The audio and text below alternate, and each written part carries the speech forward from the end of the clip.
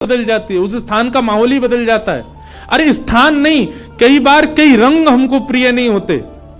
मैं अपना अनुभव बता रहा हूं, कई रंग हमको प्रिय नहीं होते, कई कलर्स हमको अच्छे नहीं लगते, पर वही रंग वही कलर, उसमें कोई प्रेमी व्यक्ति अगर आ जाए, उस प्रेमी व्यक्ति उस कलर में या रंग का आश्रय ले ले, वो रंग भी अच्छा लगने लग जाता है। कई सब्जियां आपको अप्रिय लगती होंगी, पर वही कोई प्रेमी के हाथों से प्रसाद रूप में आपको मिल जाए, आप उसका पान करेंगे, सेवन करेंगे, आपको अत्यंत अद्भुत। और अगर आपको अनुभव करना हो तो हम बता रहे हैं, अरबी की सब्जी हर कोई नहीं पा सकता, इतनी बढ़िया नहीं लगती। हमारी श्री जी को बहुत प्रिय है, किशोरी जी को बहुत प्रिय है, लाडली जी को अरबी का भोग लगता है। कभी जाइए राधाष्टमी के समय पर, या वैसे भी हमारे तटीय स्थान वृंदावन में अरबी की सब्जी बनती है। आप पे कृपा हो जाए, नहीं हो तो वहां किसी महात्मा से कह देना हमको थोड़ा प्रसाद दे दो, वो मधुकरी रूप में आपको अरबी देंगे, आप पाके देखना। सारे विश्व के जितने भी रस होंगे ना, वो सब रस फीके लगेंगे उसके आगे। क्यों? क्योंकि प्रेम स्थान पर वो निर्मित है, इसलिए उसका स्वाद अद्भुत हो जाता है। मैं कथा करता हूं, हमको राग रागनियां आती नहीं, हम बस ऐसे गा लेते हैं, ये सब गुरुजन बैठे हैं, ये लोग जैसे बजा दें वैसे हम गा दें। कई राग ऐसे हैं, उनको पहले मैं जब सुनता था ना, तो मेरा मन बड़ा उच्चाटित सा हो जाता था कि ये कैसे गाएंगे, ये तो बड़ा विचित्र सा राग है। आज वही राग में हम कथा भी कर देते हैं। क्यों?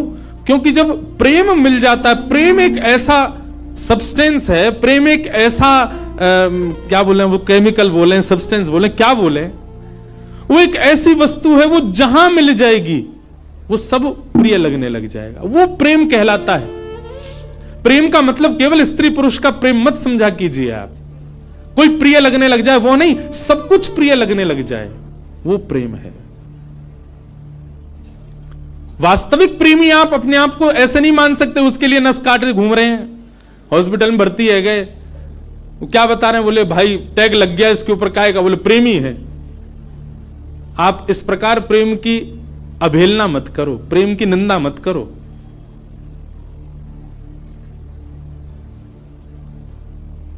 गंगा जी पे सब जगह चले जाओ, पहाड़ों में, नदियों में, सब जगह एक पॉइंट होता है, क्या वो इसको सुसाइड पॉइंट बोलते। क्यों? यहां से व्यक्ति अपने प्रेमी के लिए त्याग कर देता है, आत्महत्या कर लेता है। ये प्रेम है। प्रेम में केवल एक व्यक्ति प्रिय नहीं लगता, प्रेम में सब कुछ प्रिय लगने लग जाता है।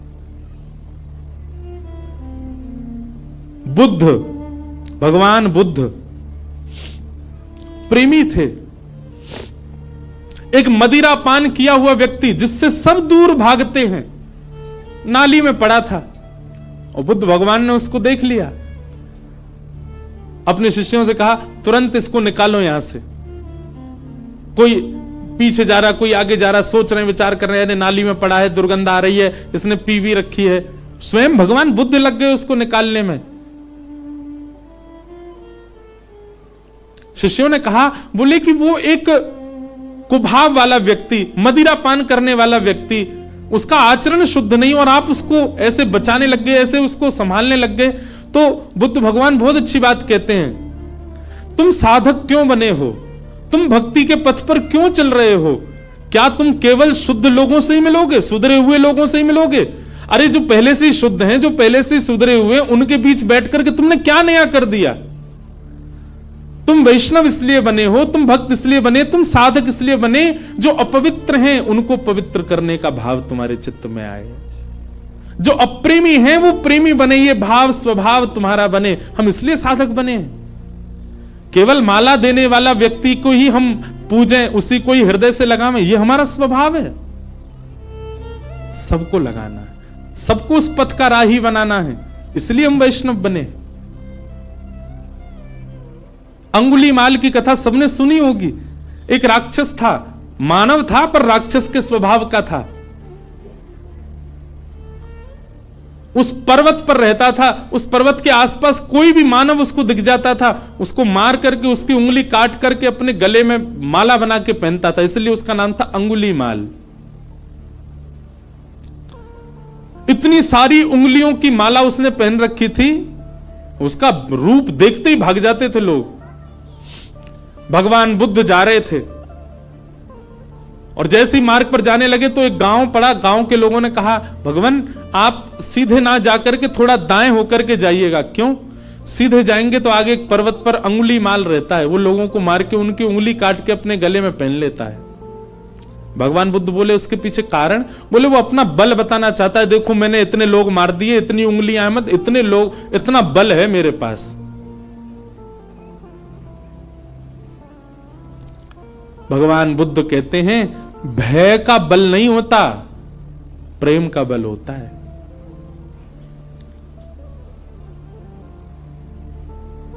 भय से जो अपने बल को आपके चित्त में प्रतिष्ठित करे वो बहुत लंबे समय तक नहीं रह सकता, लेकिन प्रेम से अपने आप को आपके चित्त में जो अवस्थित करे वो मरते दम तक आपके चित्त में रहेगा। मानस जी में एक बहुत अच्छी लीला आती है कि राम जी वन में विचरण करते थे और जब भूख लगती थी ना तो किसी के यहां से, किसी के घर से या किसी नगर से लक्ष्मण जी सामग्री ले आते थे, जानकी जी बनाती, राम जी पाते थे। लेकिन ऐसा वर्णन आता है कि कई बार लक्ष्मण जी को सामग्री नहीं मिली और वनवासी थे तो उनके पास धन भी नहीं था, भाई दे के ले लें। तो राम जी जाते थे सामग्री लेने के लिए और राम जी जब जाते थे तो सामग्री लेके ही आते थे। तो फिर मानस जी में तुलसीदास जी वर्णन करते हैं कि राम जी ऐसा क्या दे के आते थे कि लोग सामग्री देने को राजी हो जाते थे। राम जी के पास कुछ था तो था नहीं, ना तो धन था, ना वैभव था, ना कुछ रुपया थे, क्या देते थे राम जी?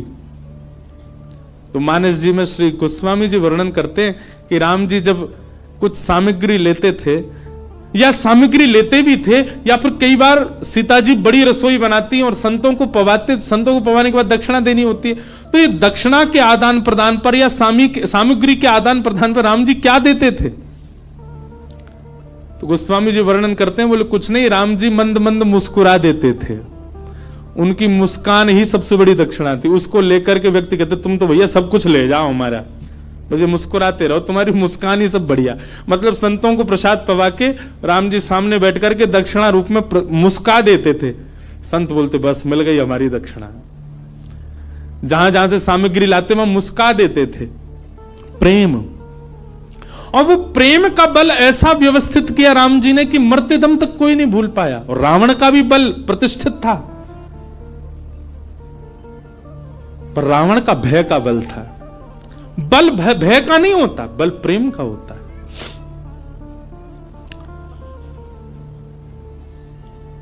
बुद्ध भगवान चले गए उसी मार्ग पर जहां अंगुली माल था। जैसे पहुंचे पर्वत के ऊपर, अंगुली माल ने दूर से ही कहा मैं साधु सन्यासियों का बहुत सम्मान करता हूं, पहले तुमको सचेत कर रहा हूं, मार्ग बदल दो अपना, मेरे पास आ गए तो तुम्हारा सर धड़ से अलग कर दूंगा, मैं चेतावनी दे रहा हूं, मेरे पास मत आना। पर बुद्ध रुके नहीं, सीधे चले गए। तुम जानते नहीं हो मुझे, क्यों चले आए हो मेरे पास? और क्रोध में भर के थोड़ा और चेतावनी देने के लिए अंगुली माल एक वृक्ष के नीचे खड़ा था, उस वृक्ष की डाल पकड़ करके जोर से खींच ली, डाल टूट गई। बुद्ध भगवान मंद मुस्काते सामने खड़े हो गए। अंगुली माल तुम देख नहीं रहे हो? अंगुली माल बोला तुम देख नहीं रहे हो मैं कितना बलवान हूं, और तुम चले आ रहे हो, मैं तुमको मना कर रहा हूं फिर भी रुक नहीं रहे हो। डाल हाथ में पकड़ करके खड़ा था। बुद्ध भगवान बिल्कुल सौम्य भाव से उसके समीप गए और कहा ये डाल तुमने तोड़ी? बोले हां। अब इसको जोड़ दो, जहां से तोड़ी है इसको वहां लगा दो पुनः। अंगुली माल बोला कैसी बात कर रहे हो, ये तो संभव ही नहीं है, मैं इसको नहीं लगा सकता दोबारा। बोले क्यों? जब तोड़ने की सामर्थ्य है तो जोड़ने की भी होगी, इसको जोड़ दो, यथावत जैसी थी वैसी जोड़ के दिखा दो। अंगुली माल बोला यह संभव नहीं है।